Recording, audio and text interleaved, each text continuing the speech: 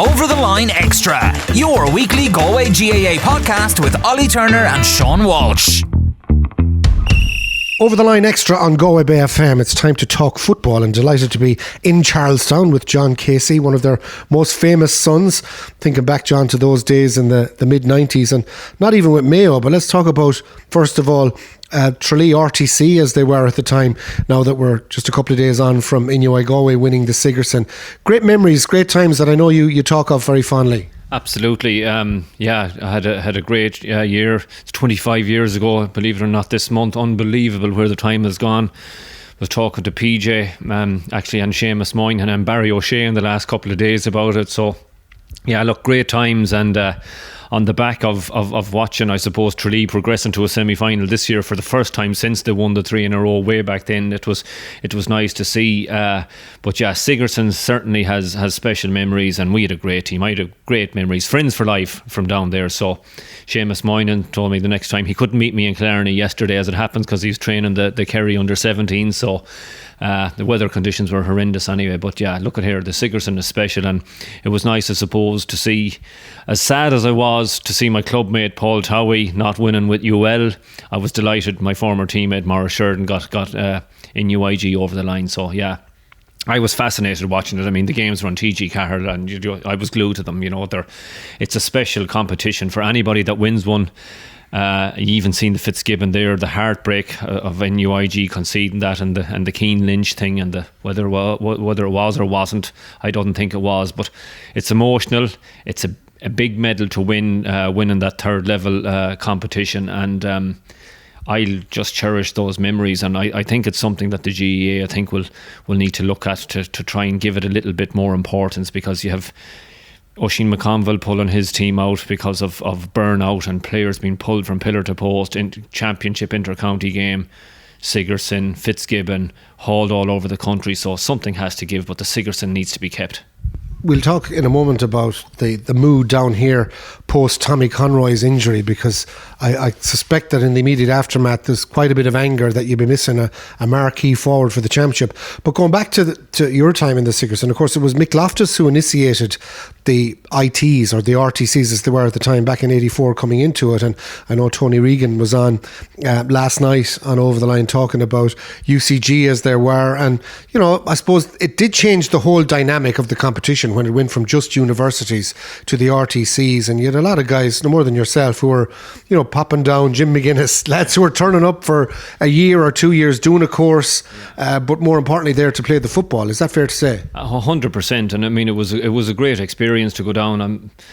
I went from Letterkenny down to Tralee, so I did my ear had just got used to deciphering the Donegal lingo and picking up the Donegal lingo, so it went from that down to Tralee to try and pick up the Kerry lingo. But yeah, it was special, and it's funny, like, just speaking of Porrick Joyce, I remember when I was being lured down to Tralee at the time, the manager Val Andrews, of course, went on to manage Cavan as well, told me that I'd be living with what I thought he said on the phone was Porrick boys. And I remember at the time thinking, I marked him under 21 for Galway. And I remember arriving down in my house. I went down a couple of weeks late, Ollie, because Mayo drew with Meath in the All-Ireland that year, so I couldn't start college on time. So I remember going down and being dropped off at Brannard House in Tralee. Michael Cloherty and Seamus Cloherty were in the house, the two men from Carna.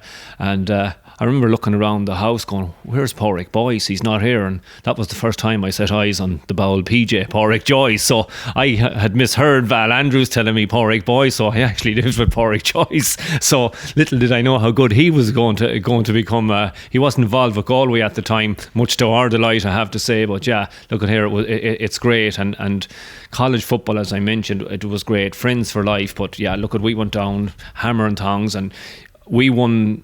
We were the first RTC to win Sigerson, and from what I was told during the week, Tralee Institute of Technology won the next two. So it was, look at there. But it was good, I suppose, to open up the competition, because otherwise you'll be just seeing the same names on the Sigerson Trophy all year round.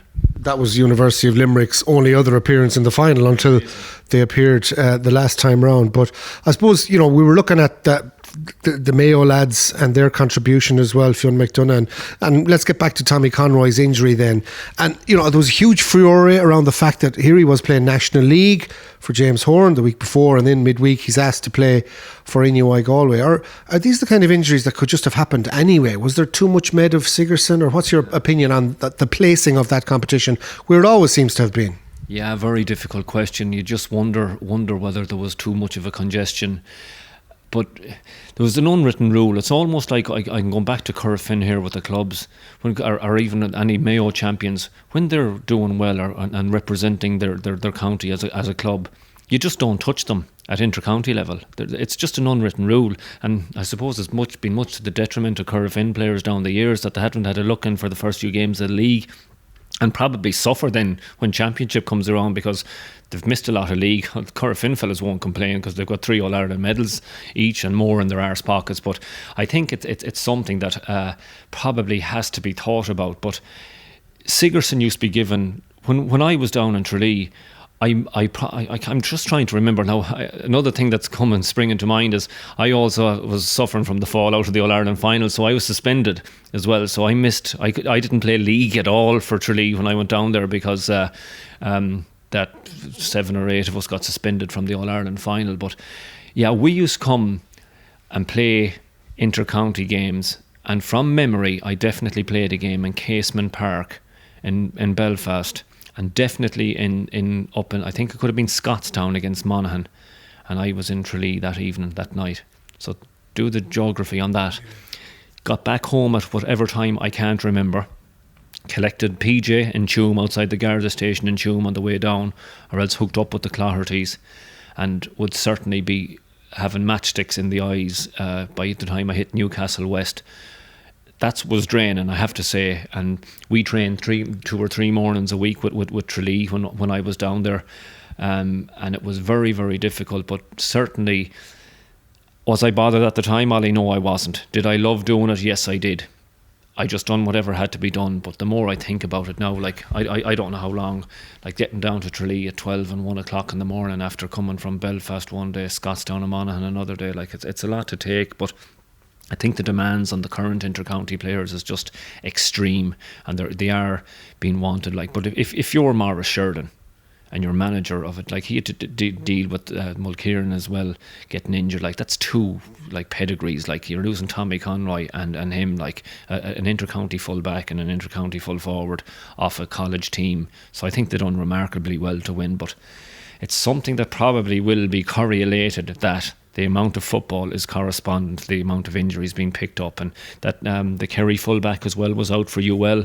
Now I know Owen McLaughlin was being made as well, but he made a kind of a speedy recovery, so he obviously wasn't as bad as we initially thought when he had to go off against Monaghan. But like, players love playing football, but they love playing Sigerson Cup. It'd be interesting to ask, like, would you rather play for your county in a league game or a Sigerson Cup semi-final, just to see what they'd say to you if you had to pick one? Well, the bottom line is, John, and I mean, you look at Kiley in Limerick, he's happy to let the hurler of the year, Cian Lynch, go to Galway. He doesn't need him. So, like, I mean, that's your barometer. But is it not the case that you're saying it's an unwritten rule? It should now be a written rule. I mean, those colleges are in effect paying the wages of the players. That's exactly it. I mean, I was on a scholarship in Tralee, and the pressure was on. You've got to perform when they're putting out for you. So it's absolutely nonsense to suggest that a player should be made consider his college when they're paying tuition fees, maybe accommodation fees, or whatever else is part of their scholarship. But I 100% agree. I think I done a little bit looking into it last week. UL have 7, I think. That's why I actually had them ranked as hot favourites to win. So I think in UIG done remarkably well to beat them. But then when you see the pedigree of players in UIG had as well, they're not to be messed with either. Like, loads of Galway fellas and Fionn McDonough, as you mentioned there as well. But yeah, certainly it's something that I think an inter-county manager should leave. Like, it's a prestigious competition. It's a great standard of competition.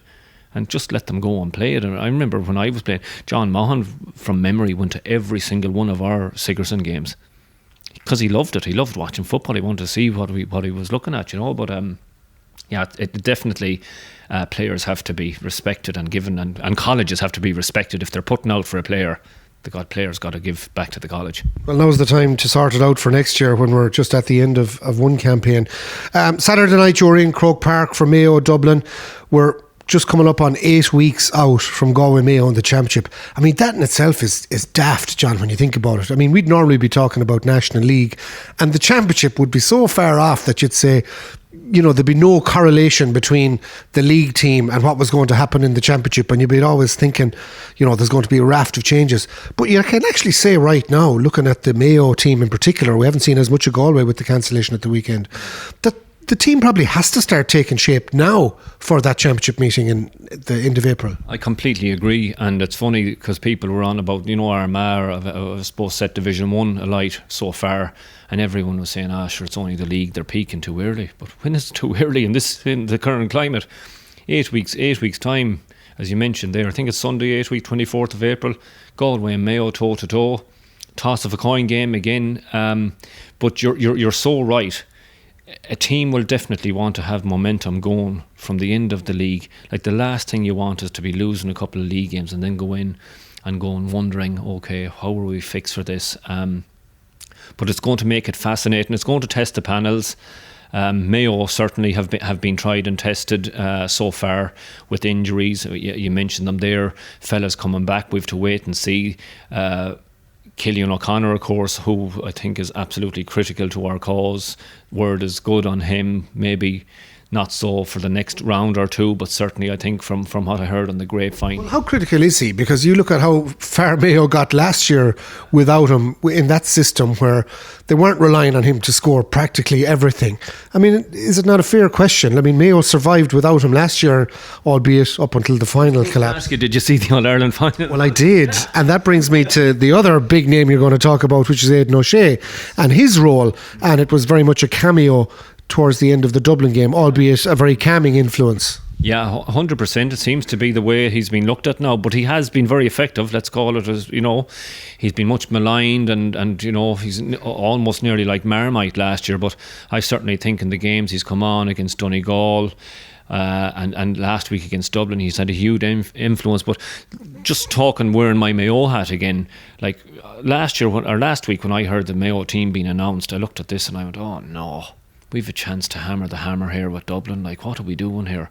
And I was wondering what sort of a team, and I got a little bit deflated going, like 7 changes from a team that won impressively away in Monaghan and Clonus, and I'm going, how can you make 7 changes like it and expect to compete? And I have the Mayo team sheet there in front of me, like, and I'm going, right, despite us getting Oisin Mullen, 2 brilliant players, and Matty Ruan back, I went, where's Paddy Durkin? Where's Jason Doherty? Where's O'Hora? And I go, why don't we go for the juggler here? Like, and I was a bit fearful. I'm not going to tell a lie. I said Dublin are going to want to respond. But when you factor in what happened last Sunday or Saturday evening in Croke Park and add up these players that are coming back, coupled with a Cian O'Connor and our bench, I have to say, like, when over the last 5 or 6, 7, 8 years were we able to say our bench is far more impressive than Dublin? I went doing a bit of chasing, Ollie, and I just have programmes here in front of me. That's the 2016 All-Ireland final. And look at the Dublin bench, or 17. It's Bernard Brogan, Diarmuid Connolly, Cormac Costello, Paul Finn, Eric Lowndes, Michael Darragh Macaulay, Kevin McMiniman and Owen O'Gara. They're the subs. Yeah. Well, that's my case. Like, look at, and with the greatest respect to Dublin last Saturday evening, I keep saying Sunday, you have Michael Shield, Johnny Cooper, you have Harry Ladd, Cameron McCormack, Ross McGarry, Killian McGuinness. Like, there's some of them we've never heard of them really. So, and I know you've got to give young fellas a chance, and they're on about our Dublin on the slide, or Dublin. Well, I'm not sure if they look like they're on the slide. They look like a team now that everybody wants to play really, and I can knock them when they're down, but they have, of course, Conor O'Callaghan to come back, James McCarthy to come back, but that's not going to fill the places of 7 or 8 players. And I think, I don't know where it went wrong. You could mention Stephen Cluxton's thing last year, and I think he was annoyed with the training breach with COVID. And is that where the wheels started? Or that was 2 years ago, was it now, where the wheels started to come off or whatnot? But I certainly think from a Dublin perspective, but it's not going to happen. But not having Paul Mannion and Jack McCaffrey, like, them fellas are only 28, I think. Like, Yeah, but things aren't right. I mean, it's very obvious they're not right. Whether it's an inter-club thing that we're hearing in Dublin as well. There was a row over the captaincy, but like he cuts a very different figure. But let's leave Dublin alone. I mean, let's pull it back here. Hold on a minute now. A 50-50 game, Mayo and Galway. We're down plodding away in Division 2. You're after going up beating Dublin, albeit a somewhat fortuitous comeback draw against Donegal and a big win in Monaghan.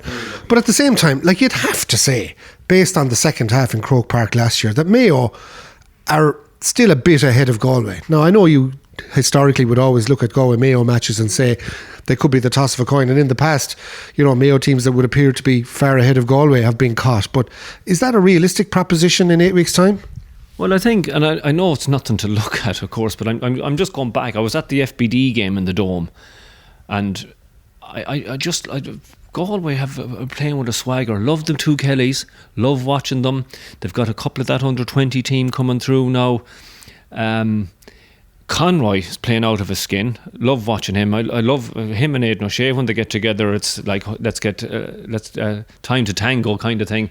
But it's probably Mayo will be slight favourites for it. But on any given Sunday, Mayo and Galway game, form goes out the door. I mean, there's been the massive clashes down the years. I remember way back, I think it was the 24th May. Don't remember it for exactly 24th of May 1998 we played Galway in, it's my wife's birthday, that's how I remember, because I went hiding after. I was awful disappointed. PJ, of course, Galway, so that was the start of Galway's run, of course, so we were gone out of the championship back then. I know the championship is on earlier this year, but to be gone out after being in 2 All-Ireland finals the year before and the 2 years previous, and then to be gone and have nothing for May, June, July, August, September, and you're thinking, Jesus, this is an awful feeling here, like no back door, no second chance, and like it kind of inspires you for the following year. And the following year we went up to Tuam and bet them, and you know, and there the clashes between Mayo and Galway, like you had two teams at the top of their powers going toe to toe, and as Liam McHale used to say, his arms, legs, head, everything used to be sore from getting pulverised by Kevin Walsh, getting belted around the place. So, like, if there was a backdoor, there's every chance you could have had a Galway Mayo All-Ireland final that time. Oh, well, 100%. And I got Galway, I think, weren't they the first team to win via the back door after Roscommon bet them. So, yeah. I honestly do think, though, like we, after our exertions the 2 previous years, I'll never forget... going for a ball out the wing in Castlebar that day. That was the time the crossbar, Kieranmack hit underneath the crossbar, and there was a couple of goal chances, and Galway bet us and went on to win Sam Maguire. But yeah, I just remember my legs there. Gary Fahy beat me for a ball out the wing, and I went, oh, okay, something not right here. Like, my legs aren't moving the way they used to be. So, you know, but the current climate, I think, and anyone knows the current climate, players are watched and monitored now with their strength and conditioning coaches. We had none of that. We had whatever the manager could see, right, he looks a bit tired, haul him off, you know, no GPSs, no computers telling you your choke was out and your fuel tank was in the red. So, but yeah, with some fabulous tussles, and I just think any time Mayo and play Galway, like even RTE nearly always make it their prime game. Like it is the traditional rivalry, like, and it's always going to be a close contest, and that's why they're special.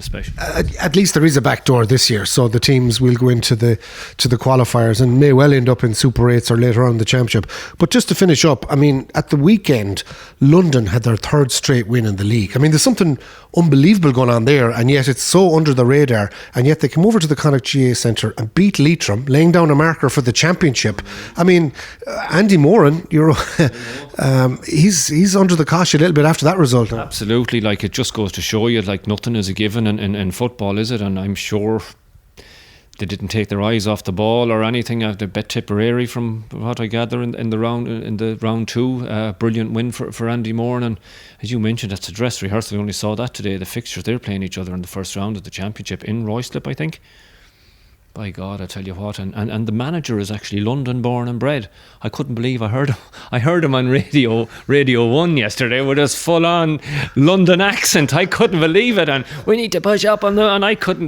This is the first time I've ever heard an English accent coaching a GAA team, and it was fabulous to hear, because his father, Kilkenny, I think, football stronghold not. Father from Kilkenny and just born and bred Irish roots, born all his life in London, so it was fantastic to hear. So yeah, look, that'll be interesting, but Andy will certainly knuckle down, but you can be sure Andy will have Leitrim primed for that one, and that'll be their motivation, of course, lads. We can't get caught here twice. So, but yeah, fascinating and well done London. So be amazing if they got up a division, wouldn't it? Well, of course, you've got Roscommon tipping away as well. Good start. So it really is looking like a fascinating Connacht Championship. I suppose the final word then, John, I mean, we're just coming up on nearly halfway through the league. I mean, from Mayo's perspective, is it a case of just keeping doing what they're doing? Can't agree more.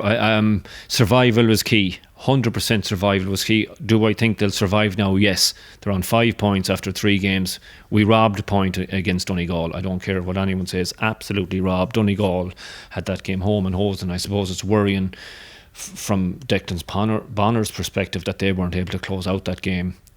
Mayo, of course, have to concede home advantage and playing their games everywhere. Markovic were in Hyde Park against Armagh next week, but yeah, that was a game that Mayo really shouldn't have got anything out of. So we've robbed Donegal on a couple of occasions. So I think the fact that they're on 5 points now, one more win for the rest. And I don't think Mayo really, we don't mind winning leagues. It doesn't really bother us. I mean, 24th of April is the big one, and that's all anyone is thinking about. And it's about keeping players fit, getting them healthy, and you can be guaranteed, looking at their names there, the likes of Jason Doherty and Matty Ruan and Jeremy O'Connor, who I have to give a mention to, who was back to his great best again, thank God. He was very good in Croke Park at the weekend, but them fellas aren't going to worry about winning league. They're thinking about Galway down the line. So once that safety net is gathered, and I'd say the Mayo will be hoping that could be against Armagh and Hyde Park next Sunday. Delighted to welcome Niall Canavan to the Over the Line Extra podcast this week. Niall, looking back at the weekend, we start with the Fitzgibbon Final. Dramatic finish. Credit to UL, came late. Disappointment for NUIG? Yeah, very much disappointment for NUIG's perspective. Obviously, we've seen them playing all year, and we've seen GMIT all year as well, and both Galway colleges have given Galway hurling people, I suppose, a lot of enjoyment over the past couple of months, and it just came up short for NUIG in the end. Looked at one stage to be going on to win the game, 5 points up with about 3 minutes of normal time to go, and then you had the sending off, and it probably changed the game in the sense that I think NUIG got sort of baffled by the decision first off, but it took a lot out of them then, and obviously the goal came late with Mikey Kiley, and I suppose it's something we've seen in a lot of games in the last while, Sean. Late goals. We saw it at the St Thomas's, Ballyhale. We saw it in the club finals in both football and hurling. We saw it last Wednesday, was it in GMIT against NUIG, and we saw it again the last day. And so Michael Kiley, the hero for UL, and congratulations to UL, and particularly the 2 Galway lads involved, Conor Flaherty and TJ Brennan, even though I'm sure we were hoping for an NUIG victory, but in fairness, they played really well, both of those guys, and fully deserving winners of a Fitzgibbon medal. I suppose those on the 57th minute when the sending off came, and we'll talk about that in a second, it was at that stage they were without NUIG, were without Cian Lynch, they were without Brian Concannon, they were without Darren Morrissey, they had lost Ian McGlynn in the game, and those late minutes saw UL, to their credit, come, I think it was an unanswered 1-4, but probably that was the period where Galway really felt the pinch, wasn't it? Yeah, and you're looking at those 4 players that you mentioned. Darren Morrissey would have been centre half back, Ian McGlynn was midfield, Cian Lynch ordinarily would have been centre half forward, and Brian Concannon would have been probably full forward. So they're massive players to lose, and the experience of those 4 players, in the sense that they've all been really, really good at, in Darren Morrissey's case and Ian McGlynn's case, at minor and under 20 level for Galway, and Cian Lynch and Brian Concannon then have obviously been on their senior panels for the last few years, and Cian Lynch, we know, the hurler of the year, and to lose that experience was obviously crucial at that stage as well. And as they were without Mark Rogers, in fairness, as well. Yeah, they were without Mark Rogers, yes, who would have been in the full forward line and would have created problems, I've no doubt, because he's such a good player for Clare and has been a really good player for UL throughout the year. But at that stage you needed all those leaders on the field, and unfortunately NUIG hadn't them. 3 of them due to injury, and 1 of them due to a sending off that even now, looking back on it, we're not quite sure what it was for. No. An interesting aside before we go to that, a lot of people talking about NUIG dependency on free take. I mean, I think it was 79.7 Nyland hit over the campaign, but interesting, in the final NUIG scored from 12 frees, but UL got 11 of their scores came from frees as well. So it was that type of a game as well. Now, the sending off, Niall, That was a horrifically wrong decision by Fergal Horgan. It was a terrible decision, obviously, at the time and in the context of the game. I think Fergal Horgan was obviously influenced by the linesman, Sean Cleere, who I think was influenced by Anthony Nash as well, because we were looking directly on it. Yeah. And I think he's the coach. Brian Ryan's the manager, obviously, but he's involved in a coaching capacity. And I'm not quite sure that any of them see exactly what happened. And ultimately, Cian Lynch was sent off. And in fairness to him, he walked off the field and didn't complain about it and didn't contest it. Was he? Probably in a bit of shock. And at that stage, NUIG were 4 points up. There was a free given against them for an illegal throw, which I thought was terrible at that time in the game. There was one previous to that as well, I think, against Oisin Flannery. Right. He'd laid off to Evan Nyland for what looked like a score to put them 5 or 6 points up. And I think they were rattled, by the sending off and the context of it. And I think did they score from the free then? And all of a sudden, there was a foul then given against Jack Fitzpatrick. Another terrible free against Jack Fitzpatrick, who was pushing the back. So the momentum was all with UL then as a result of that. And in fairness, they capitalised on it. And while NUIG and the sending off didn't help matters, NUIG were still 4 points up, Sean, with 3 on 57 minutes and lost the game by 3. And credit UL for coming late. They scored 1-5 without reply in the end to win the game by 3, and you got to credit them for that. But they were helped in no small way by the sending off, but they made it count from their perspective, and they ran out with that late goal. I suppose the question I'd put then is, who pays the price for that? That was the replays clearly showed. Not alone it wasn't a yellow card. The replays clearly show Cian Lynch trying to grab his hurl back, getting caught in the boot of, I think, the centre back, who was very impressive. Brian O'Mara, Brian O'Mara. There was nothing in the incident, right? NUIG paid the price. Players who will probably never stand on the same pitch again paid the price, management, etc. Yet probably this weekend, Fergal Horgan, who was the referee that took the advice of Sean Cleere and Horgan will probably be officiating this weekend. So are we going down the road then of ultimately needing a VAR type review system in GAA? I know people will scoff at what we're talking about, but these decisions are too big. Yeah, it was a huge decision in the context of the final, obviously, and particularly for the players involved from a Galway perspective and a NUIG perspective. You don't get too many chances to play in a Fitzgibbon Final. You don't get too many chances to play in the competition at all. Yeah. Because the nature of going to college, you can't play in your first year there. And for some guys, they didn't play in their second year either due to COVID, and maybe this is their last year now playing at that level, and to lose in the way they did is very disappointing. You mentioned, obviously, Fergal Horgan has now sent off 2 Limerick players in the last 2 weeks. He was sent off Garage Hegarty against Galway, and now sent off Cian Lynch, and I think a lot of people in Limerick are looking at this and maybe saying, is there something against us, and maybe are they paying for what's been in the media and so on and so forth. But I think the Garage Hegarty sending off, I know I'm cutting in on you here, but the Garage Hegarty sending off, we saw that on the Saturday night, was warranted. Yeah. But what it did lead to was a lot of punditry, including the likes of the Dunlo Cusicks of these, who basically were saying that Limerick had been living on the edge. So maybe some of this is coming along the line. Would Cian Lynch have paid the price for that on the next Saturday? Well, you'd hope not, because in fairness, Cian Lynch is a wonderful player and didn't do anything the last day, and that's the maddening point. You mentioned the VAR-like system, whether it can come into the GA or not, I'm not quite sure, because there's so many games at so many different venues that to get that sort of equipment in, I think, would be quite costly, I'm sure. And we see even with the Hawkeye, it's only really in Croke Park, and it has been in Thurles, but I don't think it's been anywhere else. And to get that sort of system in, you need continuity then, and you need it in every pitch. But there, I'm sure. Would you start it in the top pitches? I mean, again, I go back to there's GA advancements in everything, Sean, in fairness, and we've seen the GA take leads from other sports, and we've seen Hawkeye particularly evident in tennis, obviously. We've seen other things come in, like the sin bin and the black card, and all these different sort of things that have come into the Gaelic games. In hurling, obviously, there's a penalty now for pulling a guy down, obviously, if he's within scoring range, and all that sort of stuff, and you're down to 14 men. So they've taken all those different things. This would be another massive step, but it could come in. You'd be only looking at the likes of Páirc Uí Chaoimh and Thurles and Croke Park and these venues, because obviously the facilities aren't in a lot of grounds. So I don't think you can. I think, same from a Hawkeye perspective, if it's in for one venue in the championship, it should be in for them all.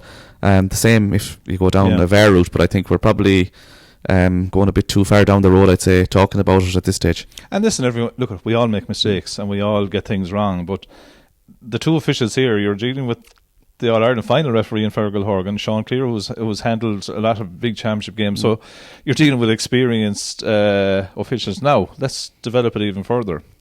For some reason, in the Fitzgibbon Final last Saturday, Fergal Horgan went handpass crazy in terms of he must pull, 4, 5? I think he pulled 5 or 6, from both teams, in fairness, but I think NUIG were penalised, was it 4 times, and more UL tellingly, were, perhaps? Yeah, more tellingly, in the sense that even at the start, Cian Lynch caught a ball and laid it off to Evan Nyland, and he was through, and it was in the first minute, it was brought back. Now, you could argue that it could have been a throw, but the 2 against Oisin Flannery, and I think it was John Fleming, were massively costly, in the sense that it cost NUIG a point initially from Evan Nyland, and then it cost them a possible score opportunity the next time, and it led to a sending off that obviously shouldn't have happened. So they were massive decisions, and we all know the hand pass is subjective in many ways, in the sense that in a lot of cases they are throws, but on those 2 occasions, from what I could see anyway, they were clearly hand passes. And we've all been at situations and in games that we've been involved in and seen that we've been shouting that against when our own team does it, we say it's a proper hand pass. When the other team does it, we wouldn't be like that. We'd be saying definitely a throw. But in those 2 incidents with regard to Oisin Flannery and John Fleming, from what I could see anyway, they look to be clear hand passes. Right, 2 things. Why in the final of the competition? Now, we saw quite a lot of Fitzgibbon games this year, right? Mm-hmm. I think NUIG had Fergal Horgan in round 2 against MICL in Dangan. There didn't seem to be as much attention on the hand pass that night. There didn't seem to be as much attention in the Fitzgibbon competition. Why did it come in the final? I don't know, but I was talking to a referee recently, and I think it's something coming from Croke Park, and maybe the referees' conferences where they speak to one another, that it's something that they're going to look on. It's this year's fad so far, but obviously if it's an All-Ireland final and something like that happens, or an All-Ireland semi-final, when there's massive exposure on TV and massive crowds in Croke Park, it'll be interesting to see whether it will happen or not, or whether it'll be something that's going to be in now, and that referees are going to clamp down on. Now, I'm for them clamping down on it if it's totally legal, because a lot of them are illegal. Like the rule says, there has to be a definitive striking action with the hand in passing the ball. Yeah, but you have to. Guys' hands are so quick now that things are done at serious pace, that you have to be fully clear with regard to that. Yeah. And then are you going to be? Could you nearly interpret every single hand pass then in a game now? This is going into a territory where,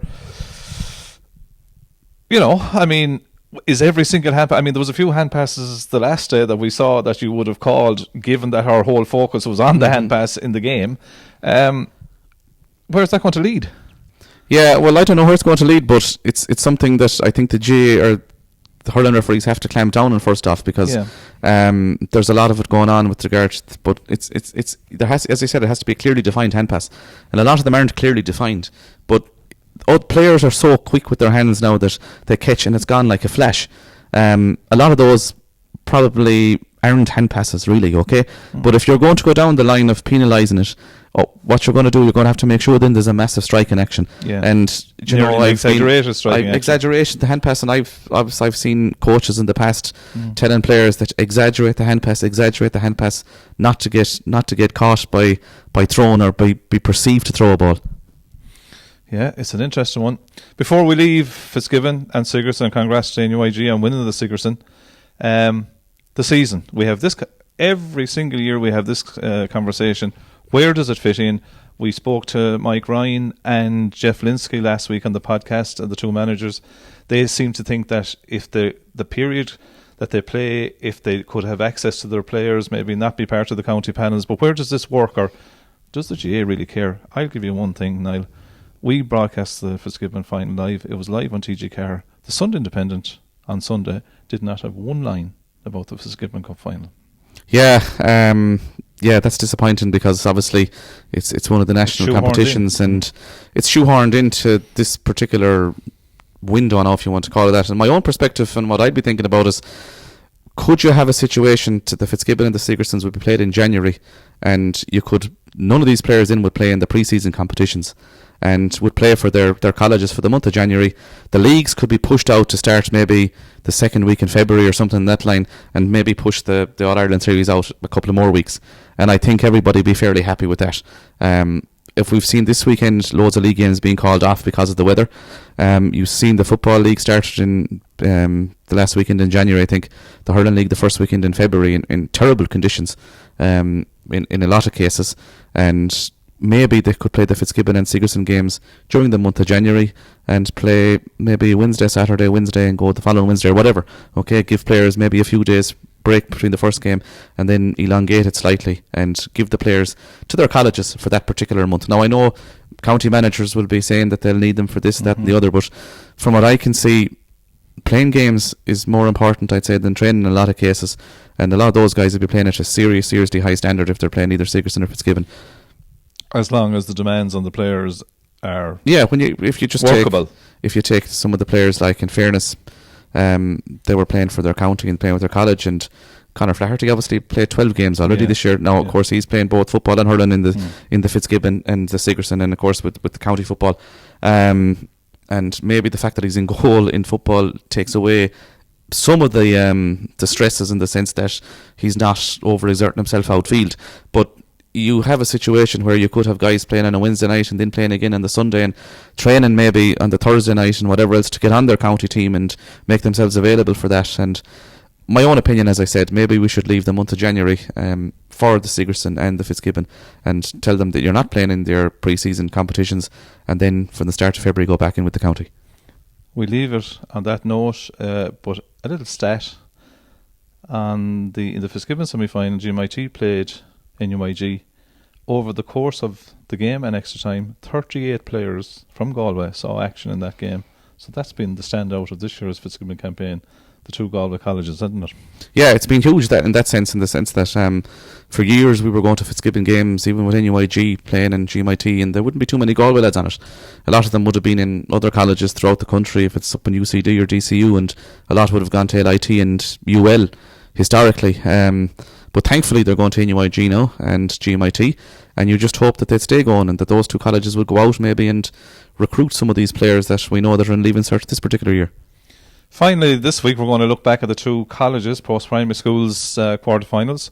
Gort going down to St. Kieran's, but putting up a decent display by all accounts. The Pres Athenry's game against Ardscoil Reach being abandoned due to that unfortunate injury to one of their players with about 10 minutes to go. Kieran's getting stronger though, aren't they? Yeah, Kieran's got to the junior final against Pres 2 years ago, and I know it was played twice due to the extra substitute or whatever, but since then they've added two serious players. Ted Dunn, who was on the Kilkenny minor team that lost to Galway a couple of years ago down Portlaoise, and they've added a guy called Donagh Murphy from Mount Leinster Rangers, the best minor hurler in Carlow. I think he scored 1-8 against Kilkenny CBS. He's a serious player. And of course they got back into the competition because they were beaten by South Dublin schools in the Leinster semi, but they can't go on as an amalgamated college. So Kieran's ended up playing Kilkenny CBS in a playoff, won that, and are back in. Yeah, and in fairness, I think that game against the Dublin schools, I think they were 5 points up with a few minutes to go, and got caught with a late goal and a couple of points. And they have a massive tradition, and they'd be so confident in that competition. But fair play to Gort, they put it up to them, and only 3 points in it in the end. And Gort have had a good campaign. Get to the Connacht final and losing out by 3 points to Kieran's. And now Kieran's going to play St. Joseph's of Tulla in the semi-final, and of course we know a good council earlier in the other semi-final, and obviously now there's going to be a refixture due to the unfortunate incident. The talk of next Saturday for Pres and Ardscoil Reach, the match abandoned. Niall, a Munster school playing a Connacht school in a Munster venue with a Munster referee.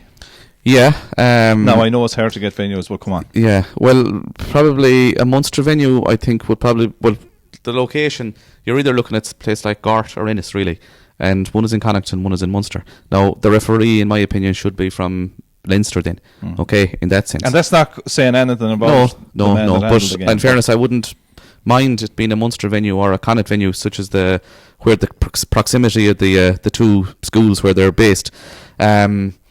But yeah, the venue, it's very hard to get a venue, obviously, as we know, and it ends Why up in not Ballyea. Park and Innes? Don't these young players deserve to be in the best Absolutely, pitches? and that's why where... go to club ground? And I'm not knocking it again. Why not be in Cusack Park and Innes? Why not be in the Gaelic grounds? Exactly, or Pure Stadium or wherever. More. And get these players into the final are the only ones that are generally played in the main venues. But again, it was very hard to get a venue last weekend. But Cusack Park, I understand, wasn't in use. That's right. For Clare weren't playing either football or hurling there at the weekend. But it'll be fixed for next Saturday, and should be a good game. And just hope that the young Prez player is okay. Yeah, that's back the in main action thing, again soon in the near future. Yeah, and talking to a few neutrals that were at the game, I think there was an effort to try and finish the game. Yeah, that's wrong. Which I don't think was reflected well on our Skull Reach, and maybe I think that the welfare of the player should have been the total and utter only thing that mattered. And I think at least let it be settled the next day or whatever. But I think that needs to be said as well. Exactly, yeah. The player welfare is most important, and any young player or any adult player that's injured on the field for 30 or 40 minutes, and your teammates looking at it, and your parents looking at it, and friends and so on and so forth, and even the other team as well, their players looking at it, etc. It's an upsetting thing to see, and to go back out to play a game, and all it is a game at the end of the day. Right. A person's health is more important, and common sense prevailed in that game. Didn't take place, and I'd just like to wish the young player involved a speedy recovery, and hopefully he'll be back playing for Athenry and the Prez again soon. Niall, thanks for talking to us on Over the Line Podcast Extra. Over the Line Extra, your weekly Galway GAA podcast with Ollie Turner and Sean Walsh.